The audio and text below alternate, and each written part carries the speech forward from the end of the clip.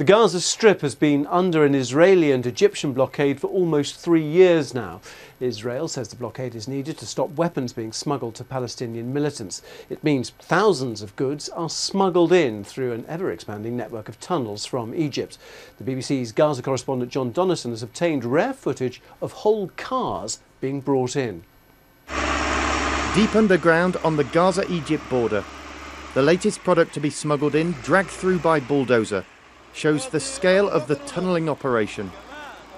These pictures, broadcast for the first time, were filmed on mobile phones last month by tunnel diggers. And it's dangerous work. But in the light of day, this is what you get. A brand new car. A rarity in Gaza, one of only around 200 smuggled in. Its owner paid $38,000 for the privilege. 10,000 of that going to the tunnel operators. So what can I do? I can't do anything. I hope to have a new car, but there's no new car in Gaza. I want to change my old car. And Ahmed knows he's lucky.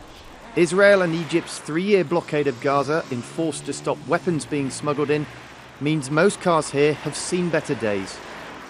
Many are touched up in an effort to try and make them look like new. This is the showroom of the main Mercedes dealership in Gaza City, but the fact of the matter is they've only actually got one car, this huge limousine taxi, and it's probably not to everyone's taste. But the owner here says he's had this car for 7 years, he's had many offers to buy it, but he simply doesn't want to sell it because it's the only new car he's got to put on display. We are now a real disaster.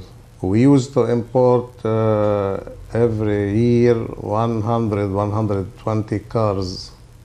2 years ago or 3 years ago, we did not import neither cars nor spare parts because Israel prevented the entrance of cars and spare parts and a lot of items to Gaza.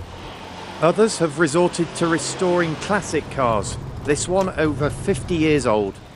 But again, the blockade means parts have to be smuggled in through the tunnels. Millions of dollars worth of goods are now coming in underground from Egypt. For many, it's the only way Gaza can keep moving. John Donnison, BBC News, Gaza.